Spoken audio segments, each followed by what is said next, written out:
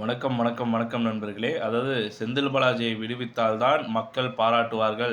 எடப்பாடி பழனிசாமி பேசியிருக்கிறாரு. அப்படி என்ன பேசியிருக்கிறாருன்றது தான் இந்த வீடியோல முழுமையா பார்க்க இருக்கிறோம். நம்ம சேனலுக்கு நீங்க புதுசா இருந்தா ஒரே ஒரு சப்ஸ்கிரைப் பண்ணி பெல் ஐகானை கிளிக் பண்ணி வச்சுக்கோங்க.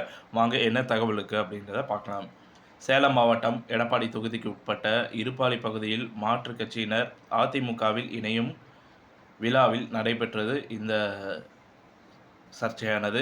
இதில் இருப்பாளி, சித்தூர், பூளம்பட்டி, செட்டிமாங்குறிச்சி, ஆடியூர், பக்கநாடு உள்ளிட்ட பகுதியில் இருந்து திமுக, பாமக, தேமுதிக உள்ளிட்ட பல்வேறு கட்சிகளில் இருந்து விலகி அதிமுக பொதுச் செயலாளர் எடப்பாடி பழனிசாமி தலைமையில் 1500 பேர் அதிமுகவில் இணைத்து கொண்டார். விவசாயிகள் கோரிக்கை என்ன கோரிக்கை வச்சுறாங்க அப்படின்னு பார்த்தீங்கன்னா, நிகழ்ச்சியில் உரையாற்றிய அதிமுக பொதுச் செயலாளர் எடப்பாடி பழனிசாமி, இந்தியாவின் பல்வேறு மாநிலங்களில் கிராமத்தில் வசிக்கும் மக்கள் ஏழையாகவே வாழ்ந்து வருகிறார்கள். அவர்களுக்கு அடிப்படை வசதிகள் இன்னும் கிடைக்காமல் தான் உள்ளது. ஆனால் தமிழகத்தில் குடிநீர், சாலை, மருத்துவம், கல்வி, வேளாண்மைக்கு தேவையான பொருட்கள் உள்ளிட்ட அனைத்து அடிப்படை வசதிகளையும் ஏற்படுத்தி கொடுத்த அரசாங்கம் என்றால் அது அதிமுக அரசாங்கம் மட்டும்தான் என்று பெருமிதம் தெரிவித்தார். திமுக திராவிட மாடல் ஆட்சி என்றும் விடியல் பிறக்கும் என்றும் கூறினார்கள்.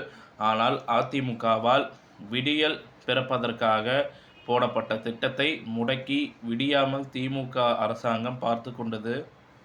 குறிப்பாக மேட்டூர் அணை நிரம்பும் போது நீரேட்டு திட்டத்தின் மூலம் ஏரிகளை நிரப்பும் திட்டத்தை திமுக கிடப்பில் போட்டிருக்கிறது.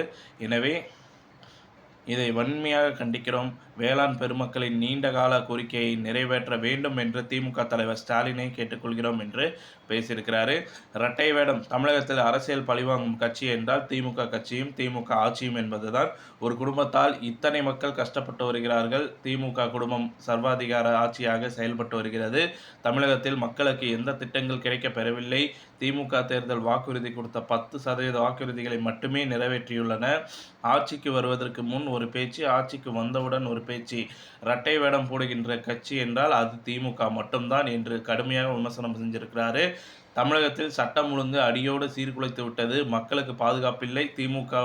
திமுகவின் கடந்த 2 ஆண்டு ஆட்சி 58 பாலியல் வன்கொடுமை வழக்குகள் நடைபெற்றுள்ளது. திமுக அரசாங்கம் மக்கள் விரோத ஊழல் அரசாங்கமாக செயல்பட்டு வருகிறது.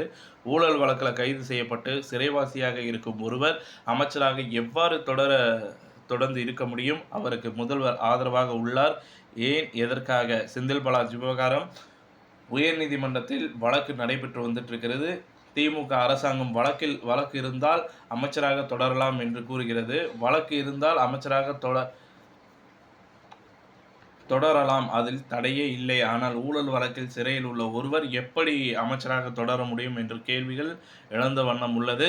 சிறைவாசி ஒருவர் எவ்வாறு அமைச்சராக தொடர முடியும் என்பதுதான் மக்களிடையே ஒரு கேள்வியாக இருக்கிறது. இனியாவது முதல்வர் விழித்து கொண்டு மக்கள் எண்ணங்களை நிறைவேற்றும் விதமாக அமைச்சரவையில் இருந்து செந்தில் பாலாஜி விடுவித்தால் நாட்டுக்கு மக்களுக்கு பாராட்டுவார்கள். இல்லாவிட்டால் வருகின்ற தேர்தலில் நாட்டு மக்கள் தகுந்த பாடம் புகட்டுவார்கள். அமைச்சர் செந்தில் பாலாஜி அமைச்சரவையில் இருந்து விடுவித்தால் ஏதாவது வாக்குமூலம் கொடுத்தால் அதன் மூலம் ஆட்சி கவிழ்ந்துவிடும் என்ற அச்சத்தில் இன்று வரை அமைச்சரவையில் இருந்து செந்தில் பாலாஜியை விடுவிக்கவில்லை என்று நாட்டு மக்கள் பேசிக்கொண்டுதான் உள்ளனர் அப்படின்ற மாதிரி தன்னோட கருத்தை தெரிவிச்சிருக்கிறாரு. இந்த தகவல் பிடிச்சிருந்தால் லைக் பண்ணுங்கள், ஷேர் பண்ணுங்கள். மறக்காமல் நம்ம சேனலை சப்ஸ்கிரைப் பண்ணி பெல் ஐக்கானை கிளிக் பண்ணி வச்சுக்கோங்க. வாங்க என்ன தகவல்ன்றதை அடுத்தடுத்த வீடியோவில் முழுமையாக பார்த்துக்கலாம்.